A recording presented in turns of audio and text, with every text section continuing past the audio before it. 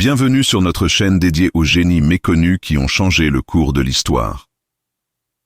Aujourd'hui, nous vous racontons l'extraordinaire épopée de Dr Antoine Beaumont, mathématicien parisien considéré comme un original par ses pairs, dont les théories révolutionnaires furent d'abord rejetées par l'establishment académique français. Ce brillant esprit, incompris de son époque, allait pourtant concevoir et construire la première machine de calcul prédictif de l'histoire moderne, capable d'anticiper avec une précision stupéfiante les mouvements stratégiques de l'armée allemande pendant la Seconde Guerre mondiale.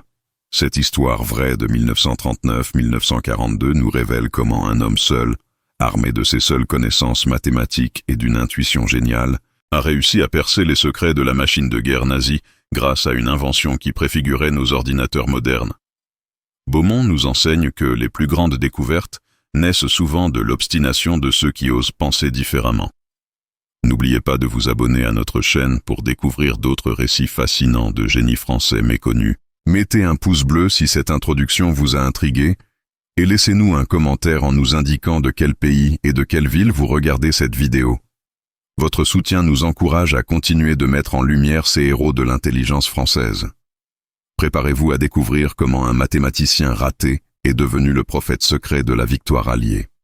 Le matin du 15 octobre 1935, dans l'amphithéâtre bondé de la Sorbonne, le docteur Antoine Beaumont, 32 ans, maître de conférences en mathématiques appliquées, présentait devant un parterre de professeurs sceptiques sa théorie révolutionnaire des systèmes prédictifs par analyse statistique des comportements militaires. Cette présentation, fruit de 5 années de recherche passionnée, allait déclencher le plus grand scandale académique de l'année et conduire à l'exclusion de Beaumont du monde universitaire français.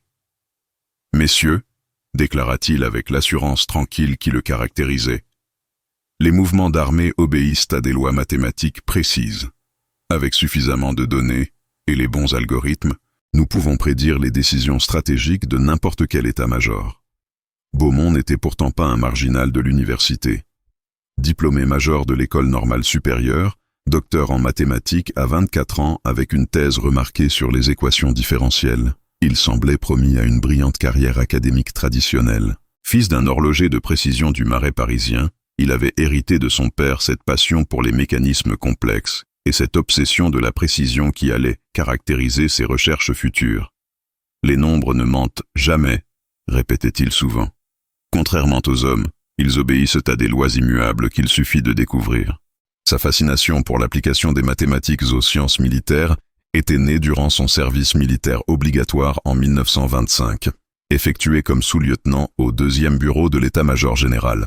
Observant les méthodes empiriques utilisées par les officiers pour analyser les mouvements des armées étrangères, il avait été frappé par l'absence totale de rigueur scientifique dans ses analyses stratégiques.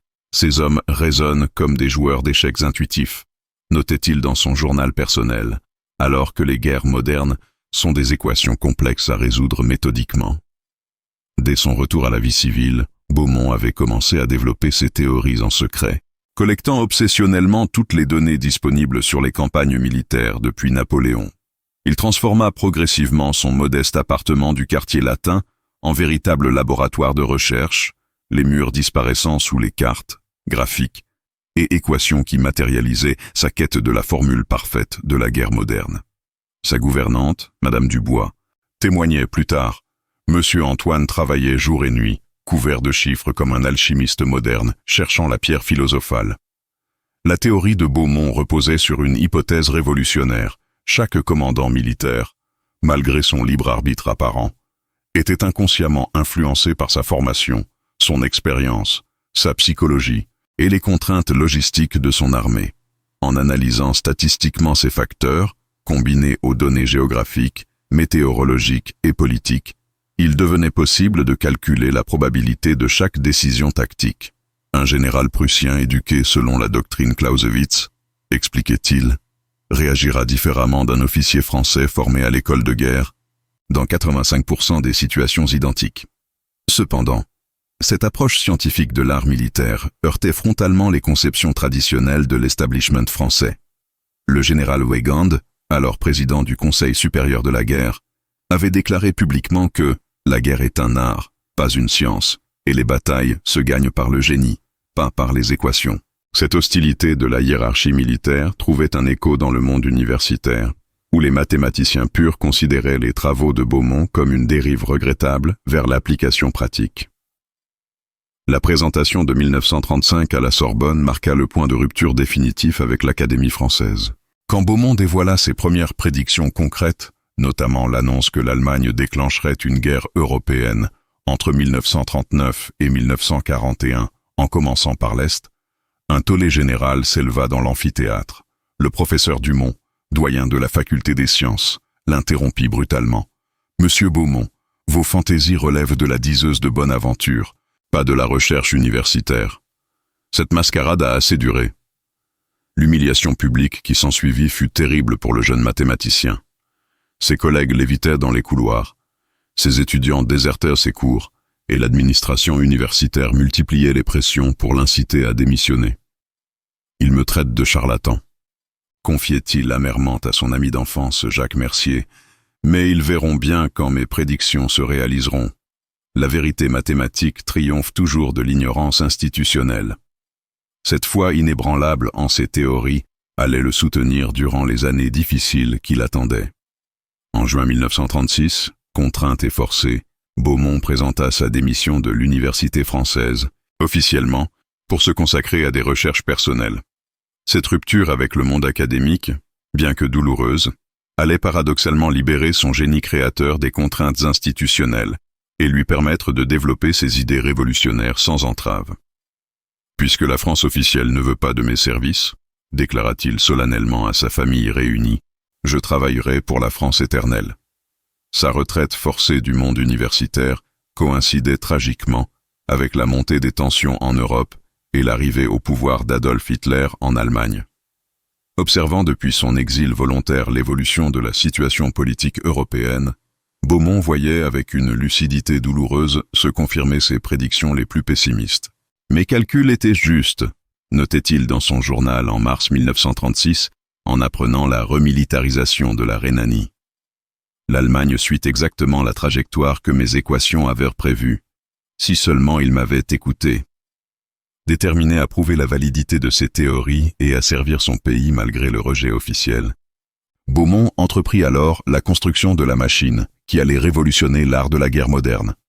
Un calculateur mécanique capable d'analyser des milliers de variables simultanément pour prédire les mouvements stratégiques ennemis.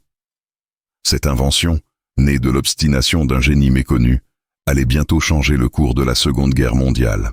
L'installation de Beaumont dans son nouveau laboratoire clandestin, un vaste entrepôt désaffecté du 13e arrondissement loué discrètement grâce aux économies familiales, marqua le début de la phase la plus créative et la plus intense de sa carrière scientifique. Cet espace de 200 mètres carrés, éclairé par de hautes fenêtres industrielles et chauffé par un vieux poêle à charbon, se transforma progressivement en cathédrale de la science appliquée, où s'entremêlaient plans techniques, prototypes mécaniques et milliers de fiches cartonnées contenant les données militaires collectées obsessionnellement depuis plus de 10 ans.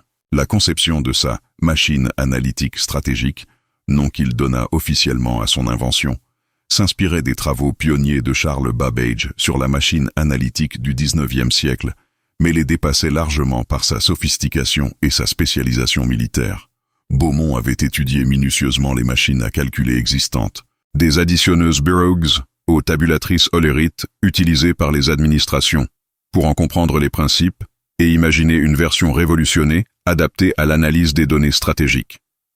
Le cœur de la machine consistait en un système de tambours rotatifs interconnectés, chacun encodant une catégorie spécifique de variables militaires, formation géographique, conditions météorologiques, effectifs des unités, profil psychologique des commandants, contraintes logistiques, facteurs politiques. Ces tambours, usinés avec la précision héritée de l'atelier paternel, tournaient selon des algorithmes complexes, programmés par un système de cams et de leviers, que Beaumont avait mis 2 années à perfectionner. Cette machine, expliquait-il à Jacques Mercier lors d'une visite en 1937, fonctionne comme un cerveau mécanique spécialisé dans l'analyse militaire. Chaque tambour représente une zone de réflexion, chaque rotation une déduction logique. En combinant toutes ces analyses partielles, elle produit des prédictions d'une fiabilité que l'intuition humaine ne peut égaler. Cette comparaison avec le cerveau révélait l'ambition extraordinaire du projet. créer une intelligence artificielle spécialisée avant que ce concept n'existe même. Le financement de cette entreprise titanesque posait des problèmes considérables qu'il résolut avec l'ingéniosité de la nécessité.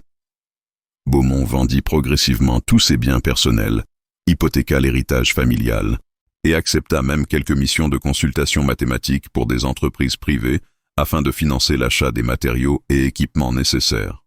Chaque franc investi dans cette machine, philosophait-il, est un franc investi dans la sécurité future de la France. La construction proprement dite commença en janvier 1938, Beaumont travaillant seul 15 heures par jour dans son laboratoire improvisé. Chaque pièce était façonnée manuellement avec des outils d'horlogerie, chaque mécanisme testé et retesté jusqu'à atteindre la perfection fonctionnelle. Cette solitude laborieuse était ponctuée par les visites occasionnelles de Mercier et de quelques anciens étudiants fidèles qui apportaient leur aide bénévole au projet de leur ancien professeur. Les premiers tests de la machine, effectués en septembre 1938 pendant la crise des Sudètes, fournirent des résultats d'une précision stupéfiante. Alimentée avec les données publiques disponibles sur la situation tchécoslovaque, la machine prédit avec 48 heures d'avance la signature des accords de Munich et l'abandon de la Tchécoslovaquie par ses alliés occidentaux. « C'est incroyable », s'exclama Mercier en découvrant ces prédictions. « Votre machine a anticipé des décisions politiques que personne ne pouvait prévoir. » Cependant, cette réussite technique s'accompagnait d'un isolement social croissant pour Beaumont. Considéré comme un marginal par l'establishment scientifique, il vivait reclus dans son laboratoire, entretenant peu de contact avec l'extérieur, hormis ses correspondances techniques avec des inventeurs étrangers. Sa santé se dégradait sous l'effet du surmenage et de la malnutrition, mais sa détermination restait intacte. Il savait que la guerre approchait et que sa machine pourrait sauver des milliers de vies françaises. L'annexion de la Bohême-Moravie en mars 1939 confirma une nouvelle fois les calculs de la machine, qui avait prédit cette expansion allemande avec 3 mois d'avance. Ces succès répétés confortaient Beaumont dans sa conviction que ses théories mathématiques pouvaient révolutionner l'art de la guerre. « Mes équations percent les mystères de la stratégie », écrivait-il triomphalement à son journal. Cette machine lit dans les pensées d'Hitler mieux que ses propres généraux. Conscient que la guerre européenne était imminente selon ses calculs, Beaumont entreprit alors de perfectionner sa machine pour lui permettre d'analyser des situations militaires en temps réel. Cette nouvelle version, plus complexe et plus rapide, nécessitait l'ajout de nouveaux modules de calcul et un système de mise à jour continu des données. Le mathématicien solitaire travaillait désormais contre la montre, sachant que chaque jour de retard pourrait coûter cher à la France quand les hostilités commenceraient. C'est dans cette atmosphère de tension créatrice et d'urgence patriotique que Beaumont allait bientôt recevoir la visite qui changerait sa vie et donnerait enfin à son génie l'occasion de servir sa patrie, celle d'un mystérieux colonel des services de renseignement français qui avait entendu parler de ses extraordinaires prédictions et venait discrètement évaluer leur potentiel militaire. La visite du colonel Henri Martial, chef adjoint du service de renseignement de l'armée, un matin brumeux de juillet 1939, marqua le tournant décisif dans la carrière de Beaumont. Cet officier de 50 ans, ancien diplômé de l'école de guerre et vétéran des tranchées de 1918, avait été alerté par des rumeurs persistantes concernant un mathématicien parisien capable de prédire les mouvements allemands avec une précision troublante. « Monsieur Beaumont », déclara-t-il sans préambule en pénétrant dans l'entrepôt transformé en laboratoire, « j'ai entendu dire que vous pouviez voir l'avenir. Si c'est vrai, la France a besoin de vous. » Martial, habitué aux environnements militaires traditionnels, fut stupéfait par l'extraordinaire installation qu'il découvrait. La machine analytique stratégique, avec ses tambours rotatifs, ses mécanismes complexes et ses tableaux de données, ressemblait plus à une invention de Jules Verne qu'à un équipement militaire conventionnel. « Qu'est-ce que cette chose ?» demanda-t-il en observant avec fascination les rouages qui s'agitaient rythmiquement dans un ballet mécanique hypnotisant. « Colonel !» répondit Beaumont avec la passion du chercheur enfin reconnu. Cette machine représente l'avenir de l'intelligence militaire. Elle analyse simultanément des milliers de variables pour calculer les probabilités de chaque décision stratégique ennemie. Regardez. Il alimenta alors la machine avec les données récentes concernant la mobilisation allemande en Pologne, et 30 minutes plus tard, l'appareil produisait une prédiction détaillée. Invasion de la Pologne entre le 25 août et le 5 septembre 1939. Déclenchement probable d'une guerre européenne généralisée. La précision de cette prédiction, corroboré par les renseignements secrets que possédait Martial, convainquit immédiatement l'officier de l'intérêt stratégique de l'invention. « Monsieur Beaumont, déclara-t-il solennellement, au nom de la République française, je vous demande de mettre votre génie au service de la défense nationale.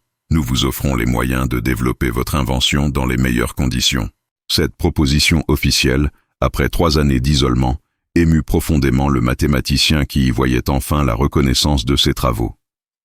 Cependant, l'intégration de Beaumont dans les services secrets français ne se fit pas sans difficulté.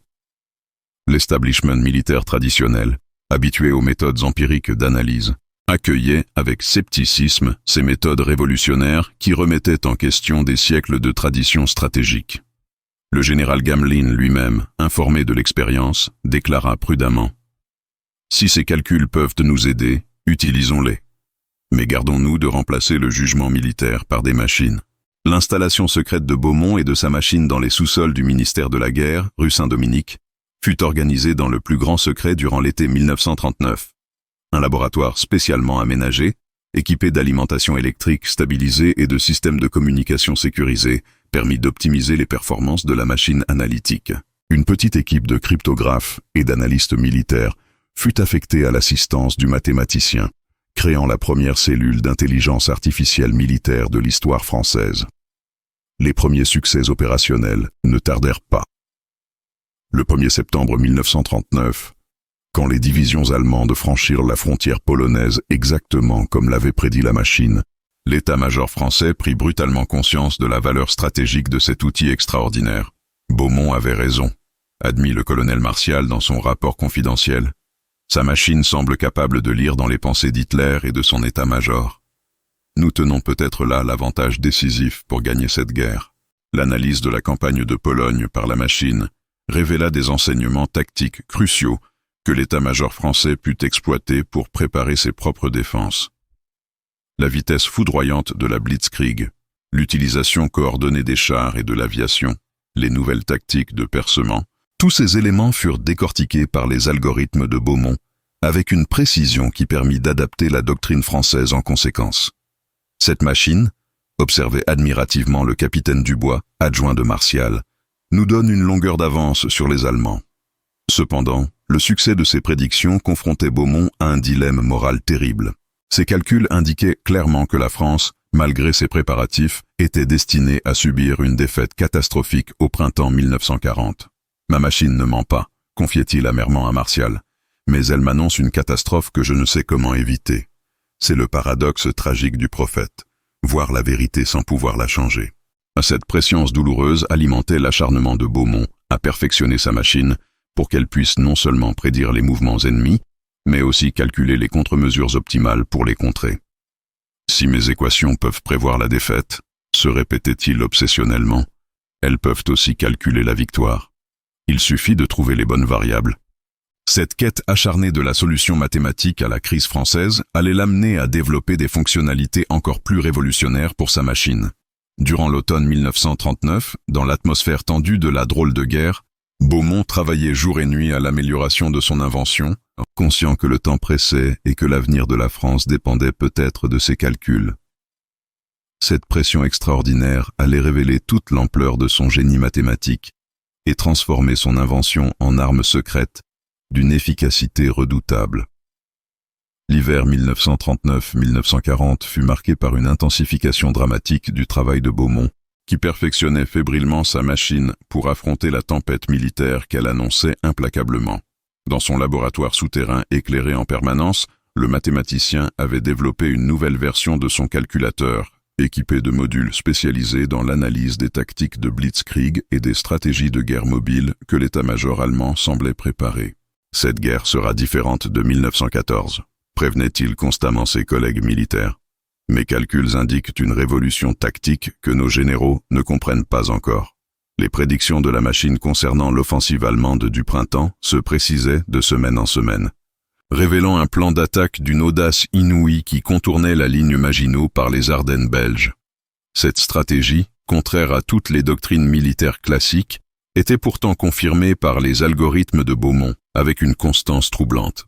Ils passeront par la forêt, annonçait-il régulièrement à l'état-major incrédule. Mes équations le prouvent. Sedan sera le point de rupture décisif. Le colonel Martial, devenu le plus fervent partisan de Beaumont au sein de l'armée française, transmettait fidèlement ses prédictions à la hiérarchie militaire, mais se heurtait à l'incrédulité générale. Le général Gamelin, prisonnier de sa formation classique, refusait de croire qu'une offensive majeure puisse être lancée à travers les collines boisées des Ardennes. « Cette forêt est impraticable aux chars modernes », déclarait-il péremptoirement. Nos experts l'ont confirmé. Cette machine se trompe. Cette cécité stratégique allait coûter cher à la France. Beaumont, frustré par cette résistance de l'état-major à ses avertissements, décida de développer une nouvelle fonctionnalité révolutionnaire pour sa machine, la simulation en temps réel des batailles à venir. Cette innovation technique, qui nécessitait l'ajout de modules de calcul complexes et de systèmes de visualisation graphique rudimentaires, permettait de voir le déroulement probable des combats avec un niveau de détail stupéfiant. S'ils ne croient pas mes chiffres, se disait-il, peut-être croiront-ils mes images. Les premières simulations de l'offensive allemande, effectuées en février 1940, révélèrent un scénario catastrophique. Percement allemand en 3 jours, encerclement des meilleures divisions françaises, effondrement du front en moins de 2 semaines. Ces films mathématiques, projetés sur un écran improvisé dans la salle de briefing souterraine, stupéfièrent les officiers présents par leur précision tactique et leur réalisme saisissant. « C'est impossible », murmurait le capitaine Dubois. Cette machine décrit une défaite si rapide qu'elle défie l'entendement. Cependant, ces simulations révélaient également des failles dans le plan allemand que la machine calculait méthodiquement. L'offensive de la Wehrmacht, pour réussir, devait maintenir un rythme d'avance extraordinaire qui exposait ses flancs et créait des opportunités de contre-attaque pour un défenseur suffisamment agile. « Regardez », expliquait passionnément Beaumont en pointant l'écran. « Si nous concentrons nos réserves blindées ici et ici, au lieu de les disperser selon la doctrine actuelle, nous pouvons couper leurs colonnes et transformer leur victoire en piège. » Ces découvertes amenèrent Beaumont à développer ce qu'il appelait ses stratégies calculées optimales, plans de bataille élaborés entièrement par la machine pour maximiser les chances de victoire française. Ces stratégies, révolutionnaires par leur audace et leur logique mathématique, brisaient tous les codes de la guerre conventionnelle pour proposer des tactiques adaptées aux réalités de la guerre moderne. « Ma machine », expliquait-il fièrement, ne se contente plus de prédire l'avenir, elle le réécrit. Le plan de défense optimale calculé par la machine prévoyait l'abandon volontaire de la ligne Maginot, la concentration de toutes les forces blindées françaises en réserve mobile et une stratégie de défense en profondeur basée sur la contre-attaque permanente plutôt que la résistance statique.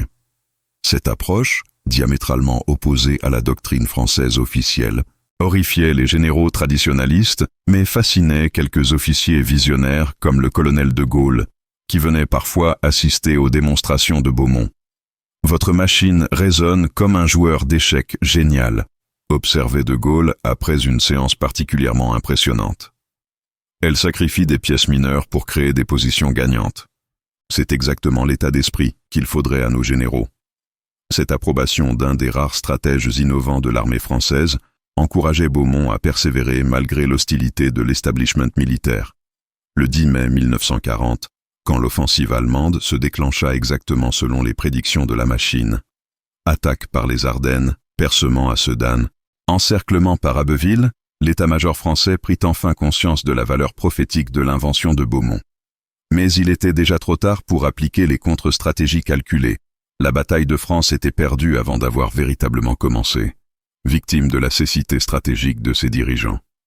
Dans le chaos de la débâcle française, tandis que les armées alliées s'effondraient sous les coups de boutoir de la Wehrmacht, la machine de Beaumont continuait imperturbablement ses calculs, prédisant désormais les étapes suivantes de la conquête allemande avec une précision d'horloge. Le mathématicien génial découvrait amèrement que voir juste ne suffit pas toujours à changer le cours des événements quand l'orgueil et l'aveuglement dominent la raison.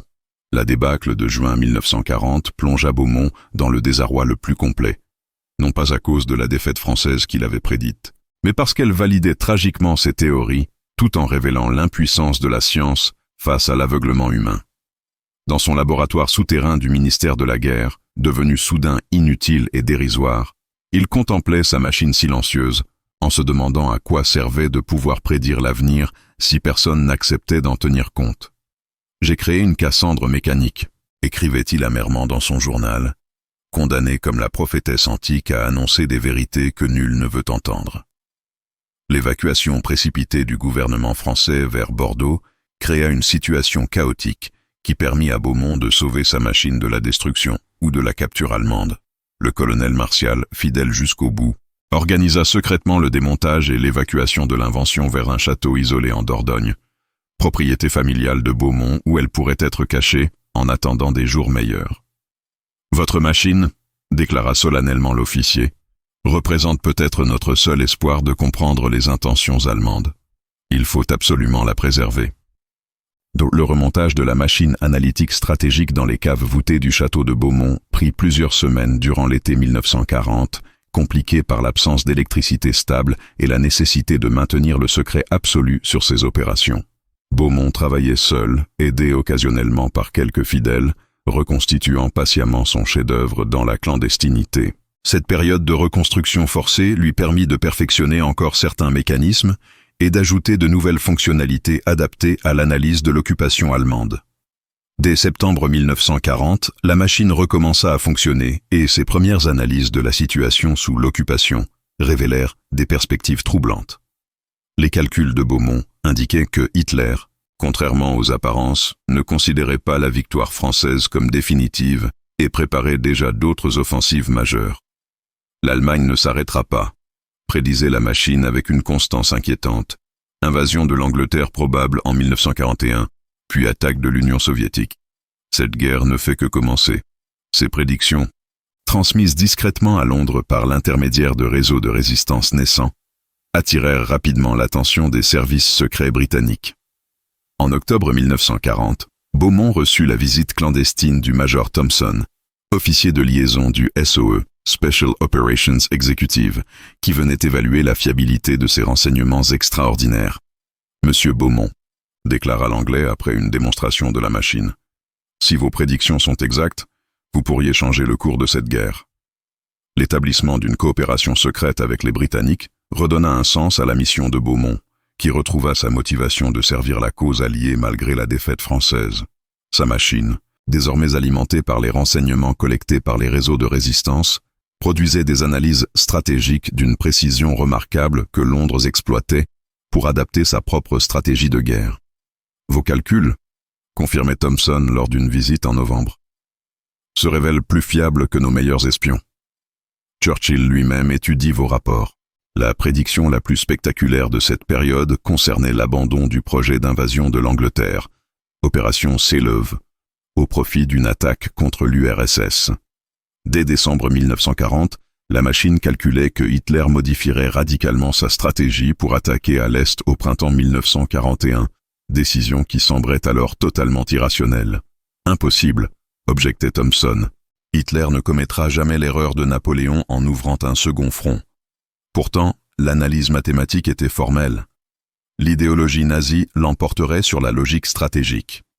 L'exactitude de cette prédiction, confirmée par l'opération Barbarossa du 22 juin 1941, établit définitivement la réputation de Beaumont auprès des Alliés. Sa machine était désormais considérée comme l'un des atouts les plus précieux de l'intelligence alliée, capable de percer les intentions allemandes avec une précision que n'égalaient ni les espions ni les intercepteurs de code. « Vous avez créé l'espion parfait », s'émerveillait Thompson, une machine qui lit directement dans les pensées de l'ennemi. Cette reconnaissance internationale permit à Beaumont d'obtenir les moyens techniques nécessaires à l'amélioration continue de son invention. Des composants électroniques sophistiqués, parachutés clandestinement par la RAF, permirent de moderniser certains modules de calcul et d'accélérer considérablement les analyses. La machine, hybride fascinant entre mécanique horlogère et électronique naissante, préfigurait les ordinateurs modernes tout en conservant l'originalité géniale de ses mécanismes rotatifs. Cependant, cette collaboration avec les Alliés exposait dangereusement Beaumont aux recherches de la Gestapo, qui avait identifié l'existence d'un centre de renseignement mystérieux quelque part en France occupée. Les services allemands, intrigués par la précision troublante de certaines contre-mesures alliées, soupçonnaient l'existence d'un réseau d'espionnage exceptionnel et multipliaient les rafles pour l'identifier. Le mathématicien génial devait désormais allier génie scientifique et prudence de conspirateur pour échapper à la traque ennemie. L'année 1941 se termina sur un nouveau succès prédictif spectaculaire. L'entrée en guerre des États-Unis suite à Pearl Harbor, événement que la machine avait calculé probable dès novembre avec une précision remarquable. Cette prédiction, transmise à Washington par les canaux britanniques, contribua à alerter l'administration Roosevelt sur l'imminence de l'attaque japonaise, sans toutefois permettre de l'éviter entièrement. L'entrée en guerre des États-Unis transforma radicalement la situation stratégique mondiale et, par conséquent, le travail d'analyse de Beaumont. Sa machine, désormais alimentée par un flux considérable de renseignements provenant de 3 continents, fonctionnait en permanence pour déchiffrer les intentions de l'Axe et calculer les stratégies optimales pour les Alliés. Le château de Dordogne était devenu un véritable centre de commandement secret où se croisaient discrètement agents britanniques, résistants français et même quelques émissaires américains venus consulter l'oracle mécanique du mathématicien français. La complexité croissante de la guerre mondiale nécessitait une évolution majeure de la machine, que Beaumont entreprit durant l'hiver 1941-1942 avec l'aide de techniciens parachutés, spécialement par les services alliés. L'ajout de nouveaux modules de calcul, spécialisés dans l'analyse des opérations navales et aériennes, permit d'étendre considérablement les capacités prédictives de l'invention. Nous ne combattons plus seulement sur Terre, expliquait Beaumont à ses collaborateurs, ma machine doit donc apprendre à penser en 3 dimensions et sur tous les océans. Les premières analyses de la nouvelle configuration révélèrent des perspectives encourageantes pour les Alliés. Contrairement aux apparences de triomphe allemand en 1942, les calculs de Beaumont indiquaient que le Reich avait atteint l'apogée de sa puissance et commençait déjà son déclin inexorable. L'Allemagne a gagné trop vite, expliquait la machine dans ses conclusions synthétiques. Elle ne peut plus soutenir le rythme de ses conquêtes. L'effondrement commencera à Stalingrad. Cette prédiction, transmise à Moscou par l'intermédiaire de Londres, contribua à renforcer la détermination soviétique durant les moments les plus difficiles de la bataille de Stalingrad. Staline lui-même, informé par ses services secrets des analyses françaises, aurait déclaré « Si ce mathématicien français a raison, nous tenons notre victoire à Stalingrad. Il faut tenir coûte que coûte. » Cette influence indirecte sur les décisions stratégiques alliées révélait l'impact extraordinaire du travail de Beaumont. Cependant, le succès même de ces prédictions exposait de plus en plus dangereusement le mathématicien aux recherches allemandes. La Gestapo, dirigée par des hommes intelligents, avait remarqué la précision troublante des anticipations alliées et soupçonnait l'existence d'une source de renseignements exceptionnelle. Des équipes spécialisées ratissaient méthodiquement la France à la recherche de ce centre mystérieux, se rapprochant progressivement de la Dordogne et du château de Beaumont. En mars 1942, un événement dramatique faillit compromettre définitivement l'opération. L'arrestation du colonel Martial par la Gestapo lors d'une mission de liaison à Paris. L'officier français, torturé par ses geôliers, résista héroïquement aux interrogatoires pendant plusieurs jours avant de succomber sans avoir révélé l'existence de la machine de Beaumont. Sa mort héroïque priva le mathématicien de son principal protecteur militaire, mais sauva miraculeusement le secret de l'invention. Cette tragédie amena Beaumont à renforcer considérablement les mesures de sécurité autour de son installation. Le château fut camouflé pour ressembler à une exploitation agricole abandonnée.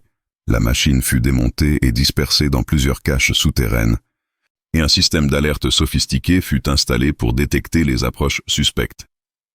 Nous sommes maintenant en guerre totale, expliquait-il à ses collaborateurs. Ma machine est devenue un objectif militaire prioritaire pour l'ennemi. Paradoxalement, cette clandestinité renforcée permit à Beaumont de développer la version la plus aboutie de son invention. Une machine modulaire, partiellement portable, capable de fonctionner en mode dégradé même si certains composants étaient détruits ou capturés. Cette innovation technique, née de la nécessité opérationnelle, préfigurait les concepts de résilience et de redondance qui caractériseraient l'informatique moderne. L'efficacité de cette nouvelle configuration fut spectaculairement démontrée lors de l'analyse de l'opération Torch, le débarquement allié en Afrique du Nord de novembre 1942. Non seulement la machine prédit avec précision le succès de cette opération, mais elle calcula également les contre-mesures allemandes optimales et les moyens de les neutraliser. Ces informations, transmises en temps réel aux commandants alliés, contribuèrent directement au succès de cette première grande victoire occidentale. L'année 1942 s'acheva sur un bilan extraordinaire. Toutes les prédictions majeures de la machine s'étaient réalisées avec une précision remarquable, établissant définitivement sa fiabilité stratégique. Stalingrad résistait comme prévu. L'Afrique du Nord était reconquise selon les calculs. Et surtout, l'analyse globale confirmait que l'Allemagne avait définitivement perdu l'initiative stratégique. Le tournant de la guerre est passé, concluait Beaumont dans son rapport de fin d'année. Désormais, il s'agit de calculer les moyens d'accélérer la victoire alliée. Cette évolution du rôle de sa machine, qui passait de l'analyse défensive à la planification offensive, allait confronter Beaumont à de nouveaux défis techniques et moraux. Comment utiliser sa création pour raccourcir la guerre sans compromettre les principes humanitaires qui guidèrent son engagement? Cette question éthique, posée avec une acuité croissante par les succès mêmes de son invention, allait dominer la dernière phase de son travail révolutionnaire. L'année 1943 marqua l'apogée de l'influence stratégique de Beaumont et de sa machine, désormais considérée par les états-majors alliés comme l'un de leurs atouts les plus précieux pour planifier la phase finale de la guerre contre l'Axe. Le mathématicien français, devenu malgré lui l'un des conseillers occultes de Churchill, Roosevelt et de Gaulle, voyait ses analyses transmises directement aux plus hautes sphères du commandement allié. Cette responsabilité exceptionnelle pesait lourdement sur ses épaules, conscient que ses calculs pouvaient influencer des décisions affectant des millions de vies humaines. La machine, considérablement perfectionnée grâce aux ressources techniques fournies par les Alliés, intégrait désormais des données en provenance du monde entier. Interceptations radio japonaises déchiffrées par les cryptographes américains, renseignements humains collectés par la résistance européenne, analyse économique des capacités industrielles de l'Axe, données météorologiques pour les opérations amphibies. Cette masse d'informations, traitée par les algorithmes révolutionnaires de Beaumont, produisait des synthèses stratégiques d'une richesse et d'une précision inégalées. L'analyse la plus cruciale de cette période concerna la préparation du débarquement en Normandie, opération dont le succès ou l'échec déterminerait l'issue de la guerre en Europe. La machine de Beaumont fut sollicitée pour calculer les probabilités de réussite selon différentes hypothèses. Date de l'attaque, secteur choisi, composition des forces, conditions météorologiques. Cette opération, expliquait Beaumont lors d'une conférence secrète avec les planificateurs alliés, représente l'équation militaire la plus complexe de l'histoire moderne. Un seul paramètre mal calculé peut transformer la victoire en catastrophe. Les calculs préliminaires révélaient que le succès du débarquement dépendait crucialement de l'effet de surprise et de la capacité alliée à établir rapidement une tête de pont solide avant l'arrivée des réserves blindées allemandes. La machine analysait méticuleusement les temps de réaction probables des différentes unités de la Wehrmacht, les capacités de transport allemandes, les effets des bombardements préparatoires sur les défenses côtières. Ces analyses permettaient d'optimiser chaque aspect de l'opération pour maximiser les chances de succès. Cependant, les conclusions de Beaumont inquiétaient les planificateurs par leur exigence de précision absolue. Selon ses calculs, le débarquement ne pouvait réussir que dans une fenêtre temporelle très étroite, avec des conditions météorologiques spécifiques, et nécessitait une coordination parfaite entre toutes les forces alliées. Vous nous demandez la perfection, objectait le général Eisenhower lors d'une consultation secrète. En guerre, la perfection n'existe pas. Justement, général, répondait Beaumont, c'est pourquoi il faut la calculer mathématiquement. L'élaboration du plan final d'Overlord intégra largement les recommandations de la machine française, notamment concernant le choix des plages de débarquement et la synchronisation des opérations aéroportées. Les analyses de Beaumont avaient confirmé que la Normandie offrait de meilleures probabilités de succès que le Pas-de-Calais, contrairement aux intuitions initiales de certains stratèges. Vos calculs, reconnut le maréchal Montgomery, nous ont épargné une erreur stratégique majeure. Sans votre machine, nous aurions probablement choisi le mauvais objectif. Parallèlement à ses travaux sur le front occidental, la machine analysait également l'évolution de la situation dans le Pacifique, calculant les stratégies optimales pour accélérer la défaite du Japon tout en minimisant les pertes alliées. Ces analyses révélaient que la guerre du Pacifique pourrait se prolonger jusqu'en 1947-1948 si les Américains s'en tenaient à leur stratégie conventionnelle d'île en île. Il faut trouver un moyen de raccourcir cette guerre, préconisait Beaumont, sans encore soupçonner la nature terrible de la solution que développaient secrètement les scientifiques américains. L'influence croissante de Beaumont sur la stratégie alliée suscitait également des jalousies et des résistances au sein même du camp allié. Certains généraux traditionalistes supportaient mal de voir leur plan critiqué par une machine, fût-elle géniale. « Nous ne gagnerons pas cette guerre avec des équations », grondait le général Patton. « Il faut du sang, de la sueur et de l'audace, pas des calculs de laboratoire. » Cette tension entre tradition militaire et innovation scientifique reflétait les mutations profondes que connaissait l'art de la guerre. Le succès éclatant du débarquement de Normandie, déroulé presque exactement selon les prédictions de la machine, établit définitivement la réputation prophétique de Beaumont. Votre invention, télégraphia Churchill personnellement aux mathématiciens français, vient de nous ouvrir les portes de la victoire finale. L'histoire retiendra que la science française a contribué de manière décisive à la libération de l'Europe. Cette reconnaissance officielle au plus haut niveau consacrait le triomphe du génie incompris de 1935. Cependant, cette gloire naissante s'accompagnait d'une pression croissante de la part des services allemands, qui avaient fini par identifier l'existence du centre de calcul mystérieux français et multipliaient leurs efforts pour le localiser et le détruire. L'été 1943 vit se resserrer l'étau autour du château de Beaumont, obligeant le mathématicien à envisager une évacuation d'urgence de son installation vers l'Angleterre. Cette course de vitesse entre le génie français et la traque allemande allait déterminer si la machine pourrait continuer à servir la cause alliée jusqu'à la victoire finale. La dernière phase de la guerre s'annonçait comme la plus dangereuse pour Beaumont. Reconnu comme un atout stratégique majeur par les Alliés, il était devenu simultanément une cible prioritaire pour l'Axe qui cherchait désespérément à neutraliser cette menace invisible mais redoutablement efficace. L'été 1943 transforma le château de Beaumont en véritable forteresse assiégée, où le mathématicien et ses collaborateurs vivaient dans la tension permanente d'une capture imminente. Les services de renseignement allemands, dirigés par des hommes compétents comme l'Oberst Klaus Müller du SD, Sicherheitsdienst, avait progressivement cerné la région de Dordogne comme zone probable d'implantation de ce mystérieux centre de calcul prophétique, dont l'efficacité commençait à inquiéter sérieusement l'état-major de la Wehrmacht. « Il existe quelque part en France », rapportait Müller à ses supérieurs berlinois. « Une source de renseignement d'une précision qui dépasse l'espionnage classique.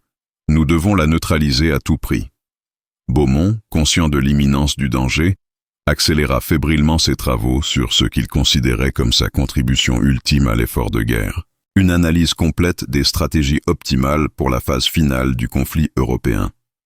Sa machine, fonctionnant désormais 24 heures sur 24, calculait simultanément les probabilités de succès de différents scénarios de libération de l'Europe occidentale, d'effondrement du Reich et de reddition allemande. « Si je dois disparaître, confiait-il à son assistant Jacques Mercier, au moins, ma machine aura-t-elle légué aux Alliés la feuille de route de la victoire ?» Ces calculs finaux révélaient des perspectives à la fois encourageantes et inquiétantes pour les Alliés. D'un côté, l'effondrement militaire allemand était désormais inéluctable selon tous les modèles mathématiques, avec une probabilité de victoire alliée supérieure à 95% avant la fin de 1945. D'un autre côté, la machine prédisait que l'Allemagne, acculée à la défaite, pourrait recourir à des armes nouvelles d'une puissance destructrice inouïe, les armes de représailles que développaient secrètement les ingénieurs allemands dans leurs laboratoires souterrains. L'analyse des projets allemands de Vergeltungswaffen, armes de vengeance, constituait l'un des défis les plus complexes jamais soumis à la machine de Beaumont. Les données parcellaires récupérées par les réseaux de résistance concernant des fusées volantes et des bombes sans pilote étaient assemblées par les algorithmes du mathématicien pour reconstituer l'ampleur réelle de ces programmes secrets. Les Allemands préparent une guerre de destruction totale, avertissait Beaumont dans ses rapports aux Alliés. Mes calculs indiquent des armes capables de raser Londres entièrement. Ces prédictions alarmantes concernant les V1, V2 et autres projets d'armes secrètes allemandes déclenchèrent un effort de renseignement massif de la part des services alliés, qui mobilisèrent leurs meilleurs agents pour confirmer les analyses de la machine française. L'exactitude de ces prévisions, confirmée par les premières attaques de V1 sur Londres en juin 1944, établit une fois de plus la fiabilité prophétique exceptionnelle de l'invention de Beaumont. Votre machine, câbla le directeur du MI6, nous a permis de préparer nos défenses avant même que l'ennemi ne dévoile ses nouvelles armes. Cependant, cette précision même des prédictions de Beaumont finit par le trahir auprès des services allemands. L'Oberst Müller, analysant méticuleusement les contre-mesures alliées, remarqua que leur efficacité impliquait une connaissance préalable des projets secrets allemands qui dépassaient les capacités d'espionnage conventionnelles. Cette précision, rapportait-il à Berlin, suggère l'existence d'un système d'analyse d'une sophistication extraordinaire. Nous ne cherchons pas seulement un réseau d'espions, mais peut-être une invention révolutionnaire. Cette déduction brillante amena les Allemands à modifier radicalement leur stratégie de recherche. Au lieu de traquer des agents conventionnels, ils concentrèrent leurs efforts sur l'identification d'installations techniques susceptibles d'abriter un équipement de calcul avancé. Cette nouvelle approche, méthodique et scientifique, resserra dangereusement l'étau autour de la Dordogne et du château de Beaumont, obligeant le mathématicien à envisager sérieusement l'évacuation d'urgence de sa machine vers l'Angleterre. L'opération d'exfiltration, organisée conjointement par le SOE britannique et les réseaux de résistance français, fut préparée dans le plus grand secret durant l'automne 1943.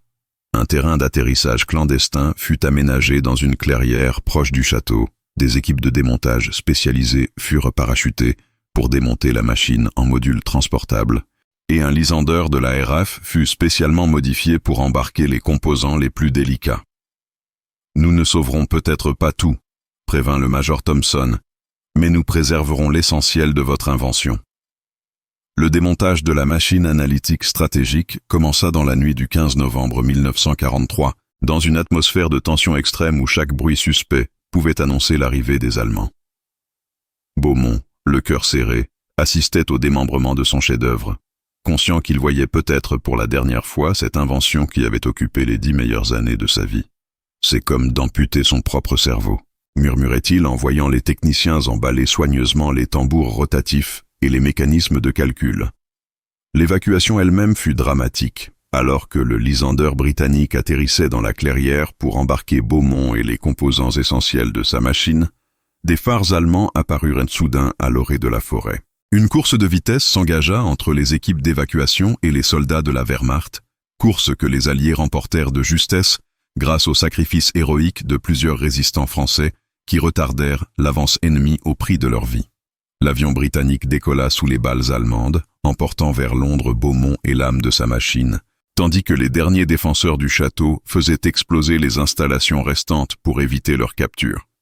Cette évasion spectaculaire marquait la fin de la phase française de l'épopée de Beaumont, mais aussi le début d'une nouvelle étape encore plus ambitieuse, la reconstruction de sa machine en Angleterre pour les derniers mois de la guerre mondiale. Arrivé à Londres dans la nuit du 16 novembre 1943, Beaumont découvrait un nouveau monde scientifique où ses théories révolutionnaires allaient rencontrer les premiers développements de l'informatique britannique et américaine, fusion qui donnerait naissance aux ancêtres véritables de nos ordinateurs modernes. Cette transplantation outre-Manche allait révéler toute l'ampleur du génie visionnaire de ce mathématicien français qui avait anticipé de 20 ans l'ère de l'intelligence artificielle appliquée à la stratégie militaire. L'installation de Beaumont dans les laboratoires secrets de Bletchley Park, le fameux centre de décryptage britannique, marqua une révolution dans l'histoire de l'informatique naissante et de l'intelligence militaire alliée. Dans ce lieu hautement sécurisé où travaillaient déjà les plus brillants mathématiciens britanniques sur le déchiffrage des codes Enigma, la machine analytique stratégique française allait rencontrer les premiers calculateurs électroniques anglais, comme Colossus, créant une synergie scientifique d'une puissance inouïe. « Monsieur Beaumont, » déclara le directeur de Bletchley Park en l'accueillant, « votre machine va transformer notre compréhension de la guerre moderne. » La reconstruction de l'invention française dans les ateliers ultramodernes de Bletchley Park permit à Beaumont d'intégrer les dernières innovations technologiques britanniques et américaines à ses concepts révolutionnaires. Les tubes électroniques remplacèrent certains mécanismes mécaniques, des mémoires magnétiques stockèrent des quantités considérables de données et surtout, des circuits de calcul parallèles multiplièrent par 100 la vitesse de traitement des analyses stratégiques. Cette hybridation technologique créait le premier véritable supercalculateur de l'histoire, ancêtre direct de nos ordinateurs militaires modernes. L'équipe internationale assemblée autour de Beaumont réunissait les plus grands génies scientifiques de l'époque. Alan Turing, père de l'informatique théorique, apporta ses concepts de machines universelles. John von Neumann, mathématicien hongrois exilé aux États-Unis, contribua par ses travaux sur l'architecture des calculateurs. Claude Shannon, inventeur de la théorie de l'information, optimisa les systèmes de communication de la machine. Cette concentration de talents exceptionnels, réunis autour du projet français, préfigurait les grands laboratoires de recherche de l'après-guerre. Les premières analyses de la machine reconstruite, effectuées en février 1944, stupéfièrent même ces sommités scientifiques par leur précision et leur sophistication. Non seulement l'invention prédisait avec exactitude les mouvements stratégiques allemands, mais elle calculait également les contre-mesures optimales avec un niveau de détail qui dépassait l'entendement des stratèges traditionnels. Cette machine, s'émerveillait Turing, ne se contente pas de calculer, elle pense véritablement. C'est la première intelligence artificielle de l'histoire. La contribution la plus spectaculaire de cette période concerna la préparation du débarquement de Normandie, où la machine de Beaumont fut utilisée pour optimiser chaque aspect de l'opération Overlord. Les calculs révélaient que le succès de l'opération dépendait de milliers de variables interdépendantes, conditions météorologiques, état des marées, positionnement des réserves allemandes, efficacité des bombardements préparatoires, synchronisation des assauts aéroportés. Seule une machine pouvait traiter simultanément cette complexité stratégique inouïe. L'analyse la plus cruciale concernait le choix du moment optimal pour le débarquement. La machine calculait qu'une fenêtre de tir très étroite s'ouvrirait entre le 5 et le 7 juin 1944, combinant conditions météorologiques acceptables et configuration favorable des marées. Si nous ratons cette opportunité, avertissait Beaumont, mes calculs indiquent qu'il faudra attendre plusieurs semaines pour retrouver des conditions équivalentes, ce qui permettrait aux Allemands de renforcer leur défense. Cette prédiction influença directement la décision d'Eisenhower de lancer l'opération malgré la météo incertaine. La machine analysait également avec une précision extraordinaire les réactions probables de l'état-major allemand face au débarquement. Les calculs révélaient que Hitler, trompé par l'opération de désinformation Fortitude, ne déploierait pas immédiatement ses réserves blindées en Normandie, laissant aux Alliés le temps nécessaire pour établir une tête de pont solide. Vos algorithmes, confirma le général Montgomery après le succès de l'opération, ont prédit le comportement allemand avec une exactitude que n'égalait aucun de nos services de renseignement. Parallèlement à ces succès stratégiques, Beaumont développait des applications révolutionnaires de sa machine pour l'optimisation de la logistique militaire alliée. Les calculs permettaient de déterminer les flux optimaux de ravitaillement, les routes de transport les plus efficaces, les stocks de munitions nécessaires pour chaque type d'opération.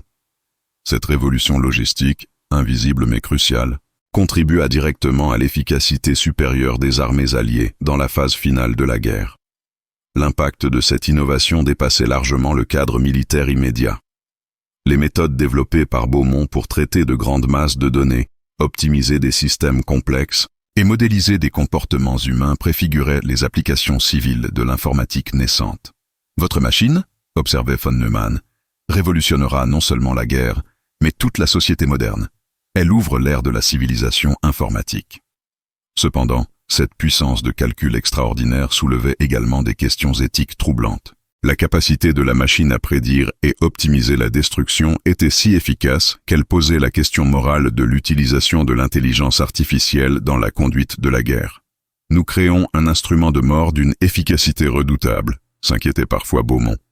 Après la guerre, que deviendra cette technologie? Servira-t-elle la paix ou préparera-t-elle des conflits encore plus terribles?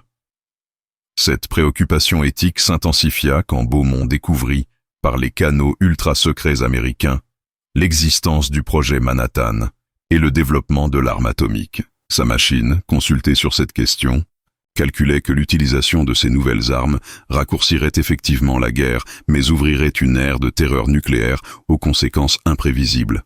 Cette vision prophétique de l'ère atomique allait hanter les derniers mois de travail du mathématicien français. L'année 1945 s'ouvrit sur la phase la plus intense et la plus troublante de la collaboration entre Beaumont et les Alliés, alors que sa machine analysait désormais non seulement les stratégies pour accélérer la victoire en Europe, mais aussi les terrifiantes implications du projet Manhattan américain. Le mathématicien français, informé par les plus hautes autorités alliées de l'existence de l'arme atomique en développement, fut chargé d'une mission aussi secrète que redoutable. Calculer les scénarios optimaux d'utilisation de cette nouvelle arme pour terminer la guerre le plus rapidement possible, tout en minimisant les pertes humaines globales. Cette responsabilité écrasante plongea Beaumont dans un dilemme moral d'une ampleur inédite. D'un côté, Ces calculs démontraient mathématiquement que l'utilisation de l'arme atomique contre le Japon raccourcirait la guerre de plusieurs mois et épargnerait les centaines de milliers de victimes qu'aurait causé une invasion conventionnelle des îles japonaises. D'un autre côté, la machine prédisait également que cette utilisation ouvrirait une ère de course aux armements nucléaires qui menacerait l'humanité entière pendant des décennies. « Je calcule l'apocalypse », écrivait-il dans son journal personnel. Et mes équations me donnent raison mathématiquement, tout en me répugnant moralement. Les analyses de la machine concernant la capitulation allemande se révélèrent d'une précision prophétique remarquable, prédisant la date exacte de la reddition avec seulement 3 jours d'écart. Plus impressionnant encore, elle avait calculé correctement que Hitler se suiciderait plutôt que d'être capturé, que le régime nazi s'effondrerait brutalement sans négociation possible, et que la résistance allemande cesserait quasi instantanément après la mort du Führer. Ces prédictions, confirmées par les événements d'avril-mai 1945, établissaient définitivement la machine de Beaumont comme l'oracle stratégique le plus fiable de l'époque.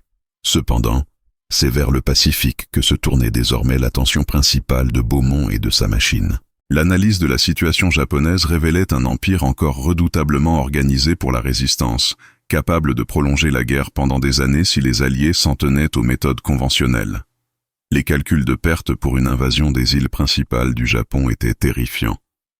Plus d'1 million de morts alliés, plusieurs millions de victimes japonaises, une destruction quasi totale du pays. Ces chiffres glaçants rendaient l'option atomique presque inéluctable du point de vue purement rationnel. La machine calculait également avec une précision troublante les effets probables des bombardements atomiques sur le moral japonais et la volonté de résistance de l'empereur Hirohito. Selon les algorithmes de Beaumont, l'utilisation de 2 bombes atomiques, espacées de quelques jours pour permettre la prise de conscience complète de la nouvelle réalité militaire, provoquerait la capitulation japonaise sans nécessité d'invasion terrestre. 2 bombes pour épargner 1 million de vies, résumait amèrement le mathématicien. Voilà l'équation diabolique que me propose ma machine. Cette analyse fut transmise directement au président Truman par les canaux les plus secrets, contribuant à la décision finale d'utiliser l'arme atomique contre Hiroshima et Nagasaki. Quand les événements confirmèrent exactement les prédictions de Beaumont, capitulation japonaise immédiate après les bombardements, fin de la guerre sans invasion nécessaire, le mathématicien français éprouva un mélange de satisfaction professionnelle et de répulsion morale qui le marqua profondément. « Ma machine a eu raison », nota-t-il, « mais j'aimerais qu'elle ait eu tort. » La fin de la guerre mondiale créait paradoxalement de nouveaux défis pour Beaumont et son invention. Les puissances alliées, conscientes de la valeur stratégique extraordinaire de la machine, se disputaient âprement ses services pour préparer l'après-guerre et la confrontation naissante avec l'Union soviétique. Les Américains offrirent des moyens colossaux pour développer l'invention aux États-Unis, les Britanniques souhaitèrent la conserver à Bletchley Park, et la France renaissante réclamait le rapatriement de son génie national. Cette concurrence internationale révélait que la machine analytique stratégique était devenue bien plus qu'une invention géniale. Elle représentait un avantage stratégique décisif dans le monde nouveau qui se dessinait. « Votre création », observait Churchill lors d'un entretien avec Beaumont, vaut 10 divisions blindées dans la guerre froide qui commence. Celui qui possédera votre machine dominera les relations internationales pendant des décennies. Cette réalité géopolitique plaçait le mathématicien français au centre d'enjeux qui le dépassaient largement.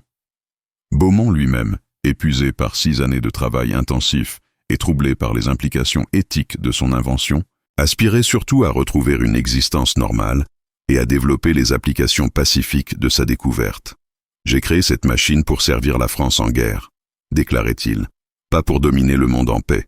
Il est temps que l'intelligence artificielle serve l'humanité plutôt que la destruction. » Cette vision humaniste allait guider ses choix difficiles pour l'avenir de son invention. La décision finale de Beaumont, annoncée en octobre 1945, stupéfia toutes les puissances alliées. Plutôt que de choisir un camp dans la confrontation naissante, il décida de créer une fondation internationale pour développer les applications civiles de sa machine et de ses méthodes. Cette institution, établie sous l'égide des Nations Unies naissantes, aurait pour mission de mettre l'intelligence artificielle au service de la paix, de la prospérité et du progrès scientifique de toute l'humanité. Cette décision visionnaire transformait le génie de guerre français en pionnier de l'ère informatique moderne. La Fondation Beaumont, financée conjointement par toutes les grandes puissances, allait développer les premiers ordinateurs civils, révolutionner le calcul scientifique et poser les bases théoriques de l'intelligence artificielle moderne. Le mathématicien rejeté de 1935 devenait ainsi le père d'une révolution technologique qui transformerait la civilisation humaine au XXIe siècle.